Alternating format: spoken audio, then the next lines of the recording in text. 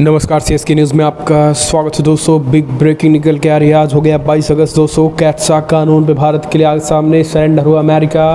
रूस हुआ खुश, कहा अब पता चल गई है कमजोरी। आखिर क्या है पूरा मामला। दूसरी बड़ी अपडेट, पाकिस्तान के खैबर पख्तूनख्वा में सिख समाज के शिक्षिका का अपहरण। सिखों ने भरी हुंकार, कहा ज़बरदस्ती धर्म परिवर्तन पर निकाह कराया जा रहा है, कतई बर्दाश्त नहीं करेंगे। तीसरी बड़ी अपडेट निकल के आई है दोस्तों, कश्मीर पर बदलते पाकिस्तान के तेवर। शहबाज शरीफ ने अब आया घुटने पर, कहा स्थायी शांति की लगाई गुहार, कहा भारत से चाहते हैं स्थायी शांति। चौथी बड़ी अपडेट में 30 खतरनाक प्रीडेटर ड्रोन की खरीद से भारत एक कदम दूर। हवा से देगा चाइना और पाकिस्तान को बड़ा झटका। वही अगली अपडेट उज़्बेकिस्तान से होगी SCO समिट। शी जिनपिंग और PM मोदी कर सकते हैं मुलाकात। तो एक एक करके आपको विस्तार से बताएंगे। जहां ब्रिटेन के PM की रेस में पिछड़े सुनक, कहा आखिरी दिन तक हर वोट के लिए लड़ता रहूँगा। सब कुछ खबरें बताएंगे, लेकिन उससे पहले छोटा सा निवेदन, अगर आपने चैनल को सब्सक्राइब नहीं किया तो पल पल के अपडेट के लिए चैनल को सब्सक्राइब करें। देश विदेश की नीतियों के लिए, खबरों के लिए चैनल को सब्सक्राइब करें। देश की इंडियन आर्मी के लिए जय हिंद लिखें। दोस्तों दरअसल पहली बड़ी अपडेट निकल के आ रही है। अमेरिका भारत के सामने हुआ सरेंडर। कैट्सा कानून पर दी भारत को छूट अमेरिका। तो रूस ने कहा अब पता चली कमजोरी। दरअसल कैट्सा कानून से भारत को मिली छूट को लेकर रूस ने अमेरिका पर सवाल उठा दिए हैं। रूस का कहना है कि भारत के लिए किए गए इस फैसले ने अमेरिका की कमजोरी जग जाहिर कर दी।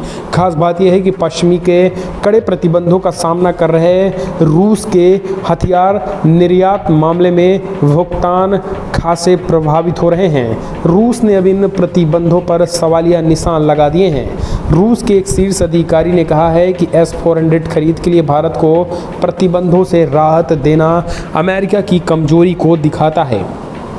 अमेरिका में हाउस ऑफ रिप्रेजेंटेटिव ने उन संशोधन को मंजूरी दे दी थी जिनमें भारत को counting America's adversaries through sanction act यानी कैट्सा के तहत प्रतिबंधों से जुलाई में छूट दी गई थी। रूस के federal service for military technical corporation यानी FSMTC के प्रमुख दिमित्री सुगाओ ने कहा है कि भारत और रूस के बीच S-400 की सप्लाई के लिए हुए कॉन्ट्रैक्ट को अमेरिका ने रूसी हथियारों के खिलाफ लगे प्रतिबंधों का उल्लंघन बताया था। अमेरिकी पक्ष ने किस वजह से अपना फैसला बदला मुझे नहीं पता, लेकिन संभावनाएं हैं कि इसकी वजह से उनकी कमजोरी है। इसी सिस्टम को लेकर तुर्की पे प्रतिबंध लगाए गए थे। रूसी निर्यात की देखरेख वाले सुगो ने कहा है कि पश्चिमी प्रतिबंध अनुचित कारोबार के बराबर है। तो कुल मिलाकर रूस जो है अब इस मामले को लेकर भुनाना चाहता है, क्योंकि अमेरिका ने भारत को छूट दे दी है और तमाम पश्चिमी देशों पर प्रतिबंध लगा दिया है। अगली एक और अपडेट, पाकिस्तान खैबर पख्तूनख्वा में सिख समाज की शिक्षिका का अपहरण। ज़बरदस्ती धर्म परिवर्तन कराया निकाह। दरअसल पाकिस्तान में अल्पसंख्यकों पर अत्याचार के मामले थम नहीं रहे हैं। अब एक बार फिर से सिख समाज की लड़की का जबर धर्म परिवर्तन कराने के बाद उसका निकाह कर देने का मामला सामने आया है। घटना से सिख समाज में गहरी नाराजगी देखने को मिल रही है। घटना पाकिस्तान के खैबर पख्तूनख्वा प्रांत की है। इस घटना का वीडियो सोशल मीडिया पर खूब तेज़ी के साथ वायरल हो रहा है। दरअसल जिसमें सिख समुदाय के लोगों को पाकिस्तान के एक पुलिस स्टेशन के बाहर विरोध दर्ज कराते देखा जा सकता है। आज तक की रिपोर्ट के मुताबिक शनिवार को सिख समाज की टीचर दीना कौर का कथित तौर पर अपहरण कर लिया गया था। रविवार को दीना कौर के परिजनों को बताया गया है कि दीना का निकाह हो गया है। घटना के बाद परिजन पुलिस थाने पहुंच गए हैं, लेकिन सुनवाई नहीं हुई है। परिजन ने बताया है कि फिलहाल स्थानीय पुलिस ने FIR दर्ज करने से इनकार कर दिया है और सिख समुदाय को चुप रहने के लिए कहा गया है। सिखों में भयंकर विरोध है और आर पार का ऐलान कर दिया है और मोर्चा खोल दिया है पाकिस्तान के प्रधानमंत्री और पाकिस्तान की सरकार के खिलाफ। तो सिखों में एक तरीके से भयंकर मोर्चा आर पार की तैयारी में है। लेकिन भारत के वो तालिबानी, भारत के खास करके खालिस्तान के नारे लगाने वाले, क्या वो आतंकी अब नहीं बोलेंगे? क्या उनके मुंह में दही जम गई है? अगली और अपडेट, कश्मीर पर पाकिस्तान के बदले तेवर। शहबाज शरीफ ने स्थायी शांति की लगाई गुहार। पाकिस्तान के प्रधानमंत्री शहबाज शरीफ ने एक बार फिर से जम्मू कश्मीर के मुद्दे पे अपना राग अलापा है। हालांकि अब इस बार शरीफ ने भारत के साथ स्थायी शांति की इच्छा जताई है। आपको बता दें, कहा जा रहा है कि वार्ता का एक तरीका है, क्योंकि युद्ध किसी भी देश के लिए एक विकल्प नहीं है। उन्होंने ये भी कहा है कि क्षेत्र में स्थायी शांति कश्मीर मुद्दे के समाधान से जुड़ी हुई है। शहबाज शरीफ ने हार्वर्ड विश्वविद्यालय के छात्रों के एक प्रतिनिधिमंडल से बातचीत करते हुए टिप्पणी की। शुक्रवार शाम को बातचीत के दौरान उनके हवाले से कहा गया है कि पाकिस्तान क्षेत्र में शांति बनाए रखने का संकल्प लेता है और इस क्षेत्र में स्थायी शांति संयुक्त राष्ट्र के प्रस्ताव के अनुसार कश्मीर मुद्दे के समाधान से जुड़ी हुई है। समाचार एजेंसी पीटीआई ने द न्यूज़ इंटरनेशनल अखबार का हवाला देते हुए उनके हवाले से कहा है कि हम बातचीत के जरिए भारत के साथ स्थायी शांति चाहते हैं, क्योंकि युद्ध किसी भी देश के लिए विकल्प नहीं है। शरीफ ने यह भी कहा है कि इस्लामाबाद और नई दिल्ली को व्यापार और अर्थव्यवस्था में प्रतिस्पर्धा करना चाहिए। अगली एक और अपडेट, 30 खतरनाक प्रीडेटर ड्रोन की खरीद में एक कदम दूर भारत। हवा से देगा चीन और पाकिस्तान को झटका। चीन के साथ लगती वास्तविक नियंत्रण रेखा एलएसी और हिंद महासागर के पास सतर्कता बढ़ाने के लिए $3 अरब से अधिक की लागत पर 30 MQ-3 प्रीडेटर ड्रोन सशस्त्र ड्रोन खरीदने के लिए भारत अमेरिका के साथ बातचीत के अंतिम चरण में है। इससे जुड़े अधिकारियों ने रविवार को इसकी जानकारी दी है।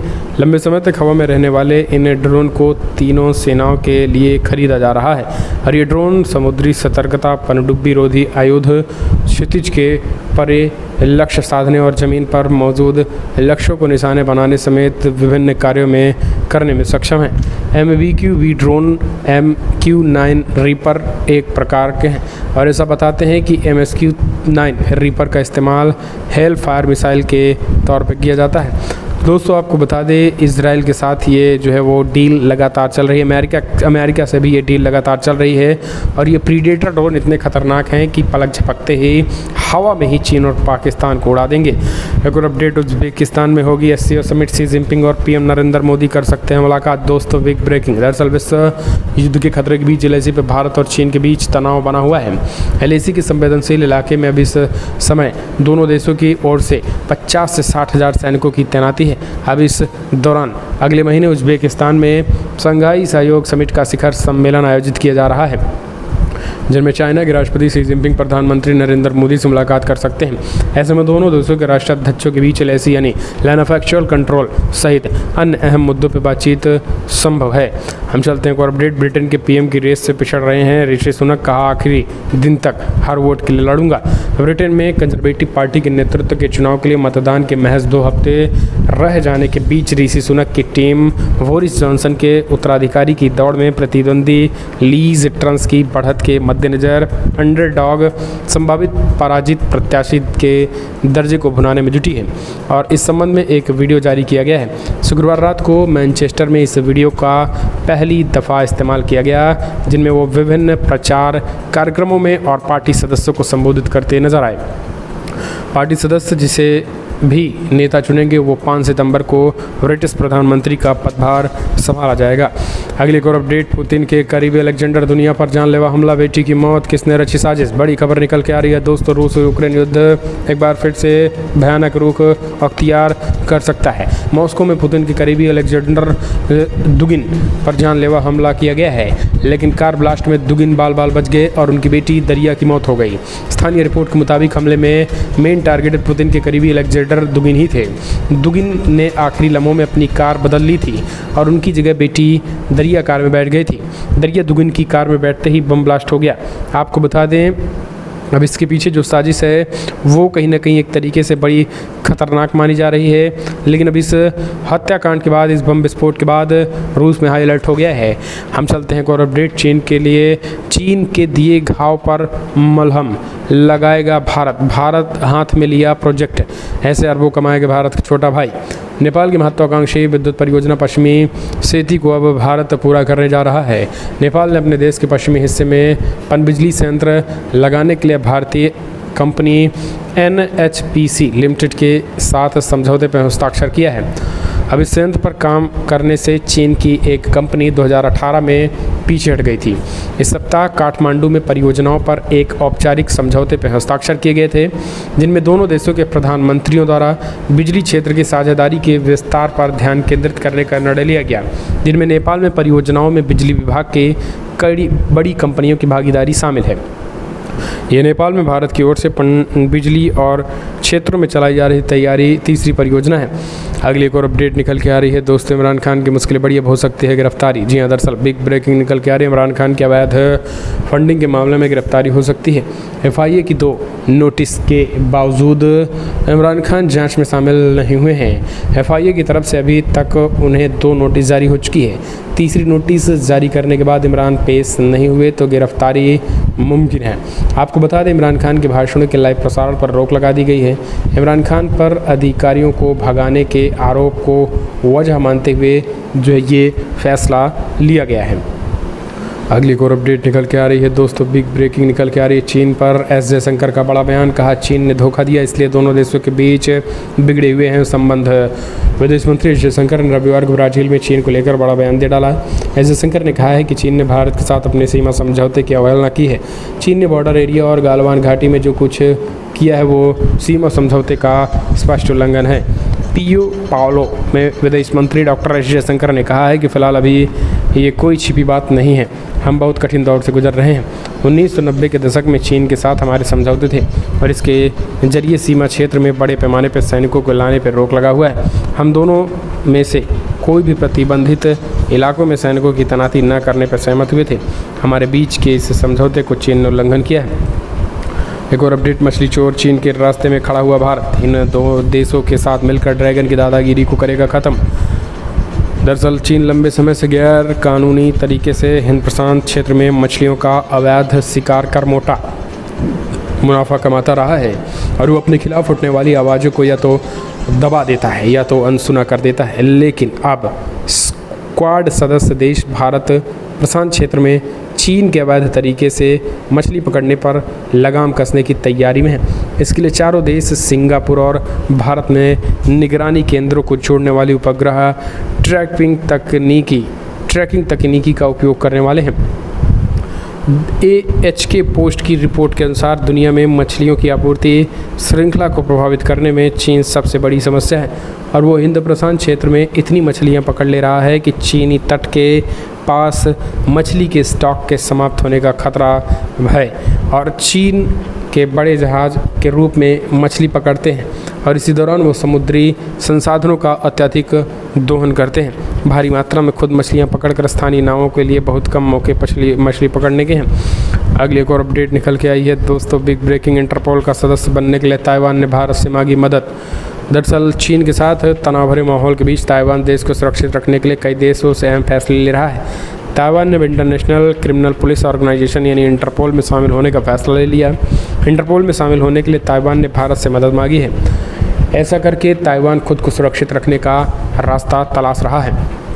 ताइवान इंटरपोल में शामिल होने के लिए भारत से मदद मांग रहा है। इंटरपोल में शामिल होने के बाद उसे फ़ायदा होगा और कैसे क्या मिलती है इसकी मेंबरशिप भी है, इसलिए ताइवान भारत से लगातार मदद मांग रहा है। चीन के खिलाफ खतरे का अगली एक और अपडेट, चीन के खिलाफ खतरे को देखकर अलर्ट हुआ जापान, तैनात करेगा लंबी दूरी की मिसाइलें सीमा पर।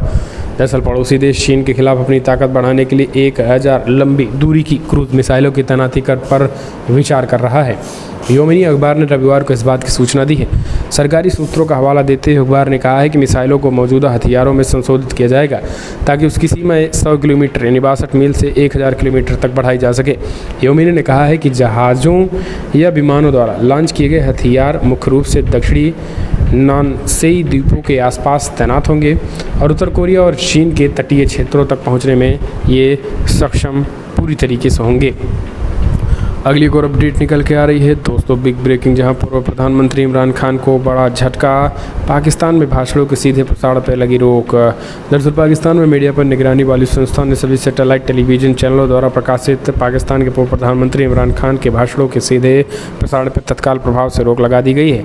ये कदम ऐसे वक्त में उठाया गया है जब कुछ घंटों पहले खान ने इस्लामाबाद में एक रैली को संबोधित करते हुए सरकारी प्रतिष्ठानों और सरकारी अधिकारियों को धमकी दी थी। खान ने रविवार को यहाँ एक जनसभा में पुलिस अधिकारियों के एक महिला मजिस्ट्रेट पाकिस्तान के निर्वाचित आयोग के और राजनीतिक विरोधियों के खिलाफ मुकदमे दर्ज कराने की धमकी दी थी। फिलहाल दोस्तों फटाफट ब्रेकिंग न्यूज़ में इतना ही, पल पल के अपडेट के लिए हमने आपको बताया। लेकिन जिस तरीके से एक बार फिर से पाकिस्तान में सिखों को डराया और धमकाया गया, पाकिस्तान में सिखों की बेटियों पर जिस तरीके से अत्याचार किया गया है, अपहरण, सिख समाज की शिक्षिका का अपहरण करके ज़बरदस्ती धर्म परिवर्तन कर निकाह कराया जा रहा है, ये आखिर कितना सही है। और हाँ, उन जो पंजाब से अलग खालिस्तान बनाने की मांग कर रहे हैं, ऐसे भी लोगों के बारे में ज़रा कमेंट के माध्यम से